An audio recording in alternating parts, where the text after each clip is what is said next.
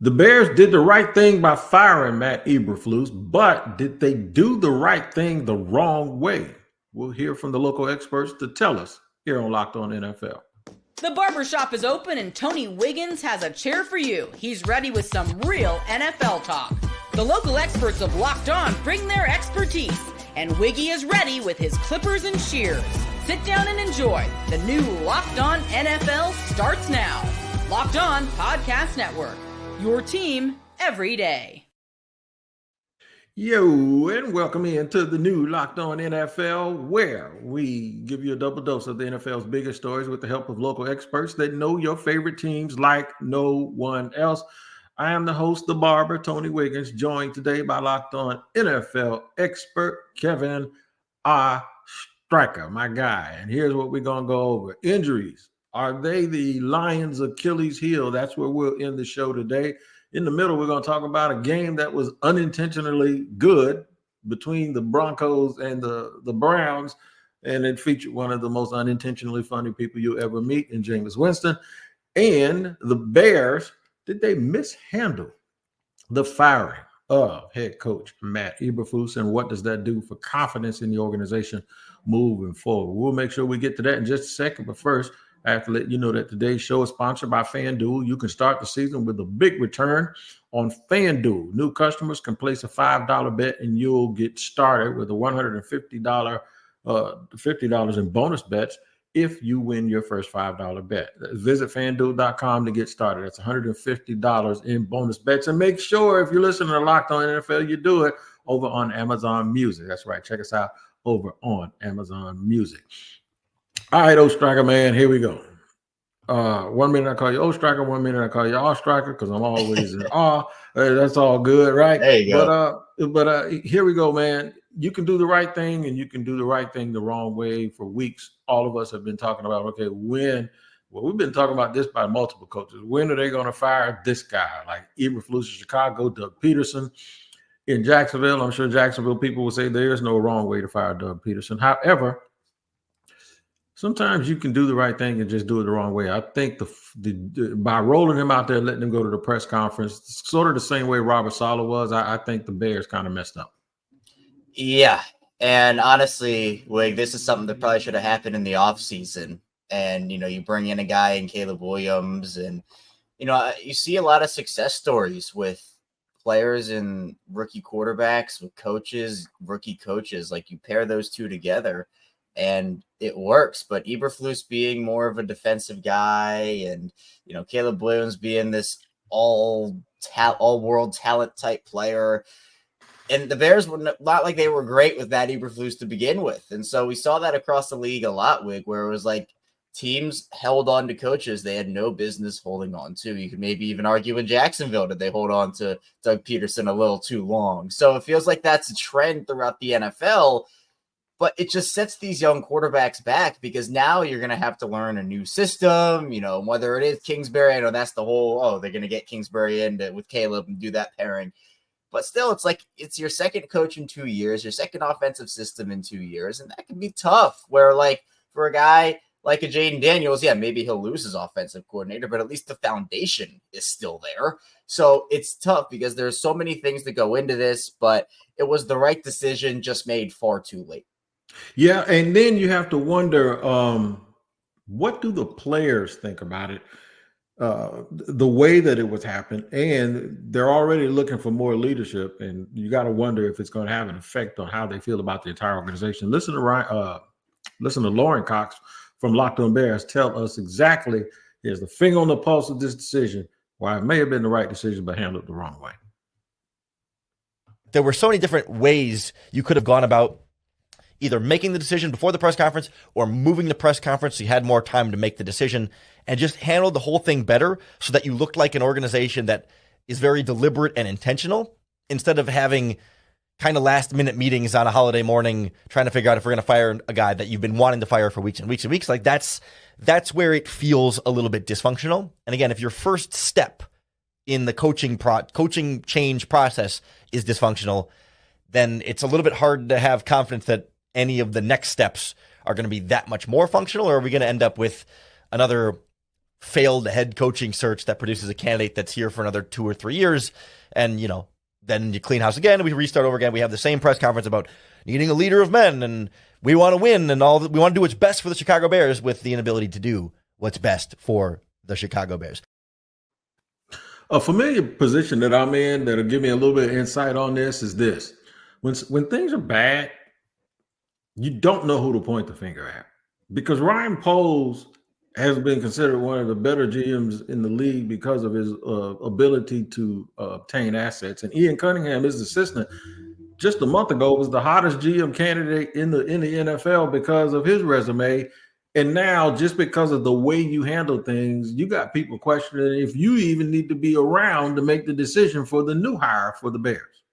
Yeah, and it's weird because this is an organization that the track record recently has not been great. And when you look at the Chicago Bears, people are looking at them now is they can't handle their coaching search properly.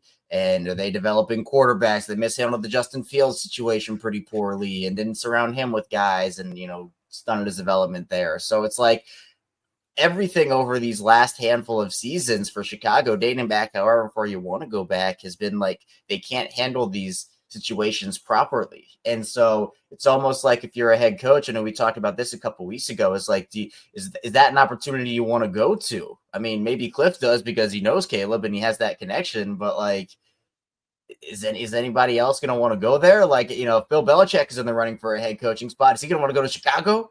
Right. If Vrabel doesn't want to go to Chicago, it hurts your reputation, and that in turn hurts your franchise because you're not getting the best quality people you can in the organization. Sometimes organizations that do things the right way, like say the 49ers for a long time, sometimes when things aren't quite right. And I'm going to let Peacock and Eric Crocker from Locked On 49ers explain this by showing you and telling you about a conversation that they actually had in the preseason when they felt like something just wasn't right. Check this out. Peacock, do you remember, it might have been prior to the season, definitely training camp. I was like, you know what, Peacock, the vibes are just off a little bit this year. Just something wasn't sitting quite well with me. It was whether it was the, Christian McCaffrey being out, the whole stuff with Brandon Ayuk and just everything else. I was like, it doesn't seem right. And, maybe I'm tripping. This season starts and they have a great game against the New York Jets, or at least at the time it felt like a great game. And you're like, oh, okay, maybe I'm tripping. Maybe the vibes aren't quite down. But as we approach, kind of the back half of this season, I don't know if this season, from an injury standpoint, a coaching standpoint, we've complained every week about special teams. And now it's not just Christian McCaffrey's out. It's man, Jordan Mason, the guy who has ran very well, he's been battling injuries throughout this season. This is a disastrous season right now. Man, your eyes don't lie to you, bro. I done seen it too. Unfortunately for me, I've seen it too many times where I go, there's something weird about this season. But weird from Jacksonville is the same. It's bad, right? But sometimes you can absolutely tell in the offseason. And if you can tell from a media standpoint, I know the players in the locker room can tell. I'm sure the 49ers didn't think it was going to be this bad this year, though. Yeah, it's been rough. And I know the injury situation there certainly doesn't help anything. But it just feels like they're losing guys. And I think that it puts a weird tone in your locker room, and it derails you. It takes all the life out of your season, it feels like. And then the other guys can't contribute. Brock Purdy's falling back down to earth. And it feels like, oh, well, this team that made the Super Bowl and has so many good pieces, and look at the seasons they've had recently, I feel like a lot of teams have that nightmare season. Every team goes through one where you're expecting a lot, and then either injuries happen or the vibes are off, or you have these distractions and it doesn't go the way that you want, and you get a higher draft pick, and then you bounce back the next season. And maybe that's what happens with San Francisco, where, you just chalk this season up, say, yeah, this was bad. We're just going to flush it and say, you know what, we'll get them next year. That's sometimes what you have to do. I mean, Cincinnati's doing it right now. They have a historic offense, but their defense can't stop anything. You and I could go out there and score 40 points on them the way that defense is playing. So these teams have seasons like this. It's unfortunate when it happens, especially for a team like San Francisco that, that they've constructed this roster. But then we've talked about this too, Wig, where it's like, what does that team look like next season? I don't think Debo comes back. I think this is Debo's last go around with San Francisco. So it might be a very different team we're looking at next season. And, it's always kind of that transition period where you look back on a time and you're like, you don't realize you're in the good old days until, you're in the good old days. Look, the gray hair. That's right. That's how it goes. And so it's like, people in San Francisco are going to look back on those Super Bowl teams, maybe even as soon as next season, and be like, man, that feels like so long ago. And this is a very different team when you get down to it in a couple of months. Yep. And I got to let people know what happened here suddenly. Not only did you drop some good information, but you shot a drive-by at the Cincinnati Bengals, who are in the same division as the team you cover, and they were just over there minding their business. I want James Rapine. I want them to know, and Jake, I want Jake and Jake. I did not do that on purpose. That is old Stryker. Y'all over there minding y'all business, and here he comes riding by saying, "Hey, homie, what's up?" and just blasting at the Cincinnati. It's Hard Knocks season, man. Hard Knocks comes out tonight, AFC North style. I have to get some shots into the AFC North before that drops. There's no doubt about it. All right, more here on Locked On NFL. We're going to talk about a very entertaining game that you probably did not think was going to entertain you. We'll look at the Browns and the Broncos from both sides here in just a second on Locked On NFL. Today's show is brought to you and sponsored by Prize Picks. Prize Picks is the place to get real money, sports action with over 10 million members and billions of dollars in awarded winnings. Prize Picks has made daily fantasy sports accessible to all. You just pick more or less on at least 2 players for a shot to win up to 100 times your cash. Run your game all season on Prize Picks. Now, man, I'm telling you, the game is so fun. You better make sure you get to it. All you got to do is download the app today and use the code Locked On NFL to get $50 instantly after you play your first $5 matchup. I'll say it again. Locked On NFL, LOCKEDON NFL, to get $50 instantly after you play your first game. So download the app today and use the code Locked On NFL to get $50 instantly after you play your first $5 lineup. Prize Picks.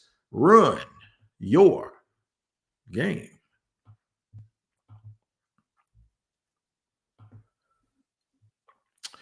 All right, here we go, rolling along with Petty Kevin Stryker. See if he's going to send a drive-by to somebody else. You don't have to now because we're about to talk about one of those teams from the AFC North.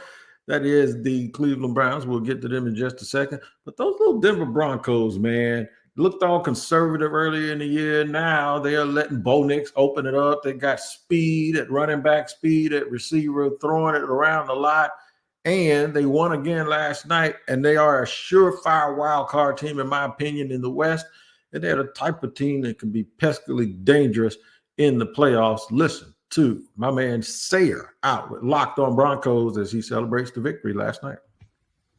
Was that the best game of the year? Broncos country. Well, it tastes a little bit sweeter because the team won. The Denver Broncos beat the Cleveland Browns on Monday Night Football in Week 13, 41-32, in a critical game for the Broncos as they move to 8-5. The storyline in this game, the Broncos welcomed the Cleveland Browns to town on Monday Night Football, but they were a little too welcoming as the Browns threw for 500 plus yards. Jerry Jeudy had the game of his life, but thankfully the Denver Broncos got a couple of interceptions off of Jameis Winston in the first half. Nick Bonito took one back, a pick 6 for the Denver Broncos defense. In the second half, in crunch time, clutch play, Jaquan McMillan with another pick 6 to put the Broncos up 9 points, and then Cody Barton sealed the deal with Jameis Winston's third interception of the night as the Broncos keep their playoff hopes very much alive after Week 13's matchup against the Cleveland Browns.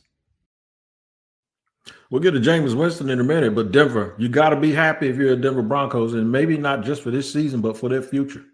Yeah, I mean, I think this has been kind of the fast track on what many people in Denver expected. I mean, I know that there is expected to be some development with Bo Nix, some ups and some downs. And there has been this season, most definitely, but it's been a lot better than people maybe anticipated. And Bo Nix, really everybody was talking about, oh, who does he have to throw to? Cortland Sutton is the guy there, and he's an incredible player, but he's found ways. You get Marvin Mims involved on that huge touchdown, and then you trade away Jerry Jeudy, who ends up having one of the biggest games of his career against his former team. And that's where people were wondering, like, what is Bo Nix going to do with not a lot of receiving weapons? But he's making something out of not a whole lot. That defense is really good. I know that, again, you allow Jameis to throw for all those yards, but they come up with timely turnovers when it's needed. And has Jameis saying, please save me from these pick sixes after the game. So I don't know what's in the water with these Denver Broncos, man, but they're a good football team. Yeah, man, they are a good team. We got to get to the man of the hour, man. That's Jameis Winston, bro. I talked about it yesterday with Julian Council. He was like, I guess, man. But Jameis is Jameis, man, and he has the tools to be like one of the 5 best quarterbacks in the NFL. And he also has the tools to be one of the 5 worst quarterbacks in the NFL. We'll see how Jeff Lloyd from Locked On Browns feels about Jameis. This is Jeff Lloyd, host of Locked On Browns. The Cleveland Browns lose on Monday Night Football 41-32 to the Denver Broncos. It was the full-fledged Jameis Winston experience. Almost 500 yards to the air, 4 touchdowns, but 3 interceptions, 2 of which were returned for touchdowns by the Denver Broncos. Jerry Jeudy kind of called a shot, spoke earlier in the week about how excited he was to go back to Denver, try to prove that he was more than they thought he was. Monster night from Jerry Jeudy. However, just not enough. The Jameis Winston-led offense is showing signs of things that everybody was always curious about whether or not could come from Kevin Stefanski-led offense. They get the ball down the field. They score points. Lack of running game is weird right now. Browns lose, however, and the season, as we know, is probably over. But the Browns have a quarterback that I think a lot of people want to keep around. Jeff Lloyd, Locked On Browns. Listen, man, that's what Jameis does. Jameis will make you fall in love with him, the effort, and with the hope that he'll just get rid of those interceptions. And just like you said, he was asking for divine intervention last night, bro. He was like, just rescue me, man. Just get rid of these pick sixes. It is something to think about, though. Like, he lets you know what you have, and he keeps you in every game. It's just that he does the cardinal sin, and it's like magnified because coaches don't like turnovers. They really don't like turnovers that lead to immediate points. Oh, no. And it feels like interceptions, they rarely even happen that much anymore, it feels like, in today's game. Like, 3 interception games are pretty rare. Rookie quarterbacks can have those moments, inexperienced quarterbacks. And Jameis is a guy that, yes, we know the 30-30 year and like everything that he brings to the table there. Like, he's going to throw interceptions. That's just part of his game. But I think that everything else that he brings to the table just outweighs that. Like, he's the guy, and Cleveland had this last year with Joe Flacco. Like, he's a guy that you can rally around. And it feels like for a Cleveland team that is going through injuries, their season is all but essentially over. They're not making the playoffs. Like, they're still fighting, and sometimes teams give up when you get in that situation. You're just kind of like, all right, when's the season over? Let's go to Cancun. Let's go enjoy vacation. Cleveland's still playing in that chilly weather, playing hard, trying to win games. And, if you had told me that Cleveland put up 32 points on this Denver defense, I would have been like, no way. You're crazy. Jameis Winston putting up that many points. And yeah, obviously he helped out Denver in multiple different ways. But like, this is a team that traded away their best receiver in Amari Cooper. They traded away one of their best defenders in Zadarius Smith, and they're still going out there and they're beating Pittsburgh in the snow, and they're fighting with Denver late in the game, and they have a couple more opportunities to play upset again, one of which is against the Baltimore Ravens, by the way, which they've already done once. So that's going to be a situation to watch. I think Jameis is awesome, and I know that nobody ever wants him to retire because it feels like there are 5 gems he gives you every single week.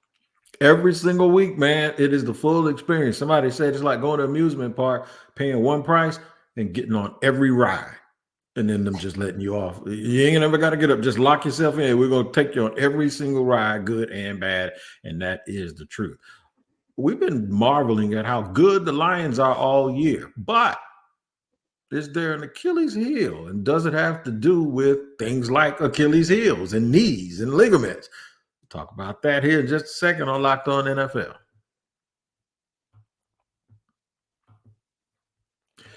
Today's show is sponsored and brought to you by our friends over at FanDuel. Man, even if your team isn't winning like the one that I cover every day, you can still get ready to tackle the NFL action with FanDuel, America's #1 sportsbook. Because right now, new customers can bet $5 and get $150 in bonus bets if you win. The FanDuel Sportsbook app gives you everything you need to place live bets on the NFL all in one place. So when you get a hunch in the middle of the game, you can check out the latest stats, view live play-by-play, and so much more on the same page where you place your bets.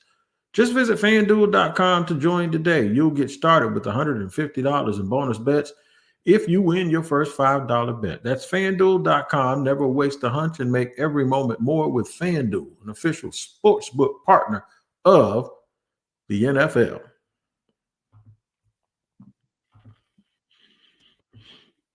All right. Third final segment here on Locked On NFL on a Tuesday with my brother from another mother, Kevin Stryker. Kevin, everybody's been sitting there looking at Detroit all year like they're unbeatable, and then they have one game on Thanksgiving where they kind of coast, and you kind of look at it and say, well, if the Bears weren't so incompetent, the Bears could have beat them. And then because the Eagles have won a couple of games in a row the way that they have, and the Bills, now all of a sudden we're looking at sideways at the Lions like, hey, maybe there's a little bit of looseness in that armor, and they're not as good as we all thought they were. Yeah, I think the Bears game definitely scared some people. And I mean, look, if the Bears had any competent way to manage time at the end of that game, we might be sitting here talking about a Detroit loss. But the injuries have been brutal, and honestly, it's been across the league. But obviously, Detroit is down a bunch of linebackers. They lose Aiden Hutchinson, which is a massive blow to them. And, you bring in guys like Quan Alexander. Sure, that's a fine addition, but he's not some of your top linebacker options. Right. Jamal Adams, what's he doing at this point in his career, right? I mean, it feels like they're trying, like they're making an effort, and I like that they're making an effort to soften the blow of those injury losses. But I mean, you can't understate just how important that could be, especially when depth becomes super important heading into the playoffs. Now, I still have a lot of confidence in Detroit. I think they're a really good football team, and I think they're at least playing for the NFC Championship game. But at the same time, you do have a team like Philly that's been racking up win after win after win. They look good. There are a couple other teams in the NFC that maybe are dark horse candidates as well. So we know that playoffs are a whole new season. You wipe the slate clean and you play with the roster that you have. And we have 5 more weeks here to kind of determine what Detroit looks like. And if they essentially get into the playoffs healthy, that's going to be the big thing. And I think if they get the bye week, if they're the #1 seed, that will go a long way for that team to kind of just get healthy for a week. I didn't know how banged up they were until I listened to Matt Derry. Listen to this, man. They have a long list of people that are in that blue tent. Man, oh man, these Lions injuries, especially on defense, really starting to pile up. How many injuries? When do we hit the breaking point here with the injuries? This is ridiculous, the amount of guys that are not going to play Thursday against the Packers. You look at the injuries, you hear that Josh Pascal and Levi Onwuzurike probably aren't going to play this week. I mean, go back to August. John Kaminsky, done for the year. September, Marcus Davenport, done for the year. October, Kyle Pecco, done for the year. Aiden Hutchinson, out for the year. Jalen Reese-Maben, injured reserve. Derek Barnes, out for the year. Alex Anzalone, out for most of the year. Ife Melifonwu, injured reserve. Ennis Rakestraw, injured reserve. Levi Onwuzurike, hamstring problem, probably not playing this week. Josh Pascal, knee injury, likely won't play this week. We'll see. Malcolm Rodriguez, injured reserve, done for the year. Mekhi Wingo, injured reserve knee. Carlton Davis, possible for this week. This sucks, man. That's a lot of guys. Hey, man, I hear it in his voice, man. That's pain, bro. I did not know they were missing that many people, so I did that for effect. That's a lot of people to overcome, bro, and still be this good. Yeah, I mean, look, when you start getting to CVS receipt season, you know it's bad. You know it's bad. And I look, covering the Baltimore Ravens for the last 5 years, even longer than that, I've been in a couple of CVS receipt seasons, and it's not fun. Your practice lists are 20 players deep, and you don't know who's playing one week, who's playing the next. You lose 3 guys one week, you get one back, you lose 4 guys the next week. Like, it's tough, and it's hard because we talked about San Francisco earlier. Like, these teams, they have potential. They build these rosters out really well, and they address weaknesses, and they get ready for the season. And then you're 2 or 3 months in, and half that roster you built is on injured reserve, and you're bringing in guys you didn't even know were in the league 2 weeks ago. They're now on your team trying to get contributions from them. So it's tough. I mean, look, Detroit has weathered that storm better than San Francisco has, obviously. And, I mean, it's just a matter of who gets injured and how you're able to replace those guys. But it's not easy to go through seasons like that. And Detroit still has a very big opportunity to go out there, compete, win a Super Bowl this season. But if they do, they're going to have to do it without a lot of key players. And injuries, I always say, it lowers the floor and it lowers the ceiling of your team. That's how it goes, where depending on who you lose, regardless of who it is, it lowers the floor and ceiling of your team by either a little or a lot. In Detroit, they're a good team, but these injuries are lowering their floor and their ceiling. Because a team that they might have to be, Philadelphia, they separated themselves from a whole group of teams that we might thought were in the same league with Detroit when they played Baltimore the other night. Listen to Peacock and Williamson, mainly Matt Williamson, talk about that game the other night between the Eagles and the Ravens. Let's focus on the Eagles and the Ravens here. And it was the Philadelphia Eagles who went to Baltimore and defeated the Ravens 24-19. Eagles now improving to 10-2, while the Ravens fall to 8-5 on the 2024 season. Super impressive. And it's pretty clear. I mean, if it wasn't clear already with the winning streak coming in, the Eagles are a top 3 team at worst in the league. I mean, Buffalo, Detroit, Philly, put them in whatever order you want. I probably think everyone would put the Lions 1, but this is a Super Bowl contender with a contending defense now too. I mean, a really aggressive unit that put the clamps on what I think is one of the best offenses in the league. I mean, they really shut down Henry from a lot of this game. And I just thought that the Eagles' total makeup is so impressive right now. Like, for example, they only threw the ball like 4 or 5 times in the second half. You know, I mean, they got A.J. Brown out there, and they're just going to give it to Barkley, and eventually he's going to bust one. And that offensive line, you know, Mulata pulling left and right, and, you know, Stoutland making stars out of these groups. But Baltimore's definitely a tier behind those 3 that I mentioned. Maybe only 1 tier. It's true. I mean, right now, Baltimore just seems like when they play these teams, other than Buffalo, they're in these games. The games are close, but for some reason they fall short. Is it all on Justin Tucker, man? Just go ahead and give it to me. Is it all on Justin Tucker?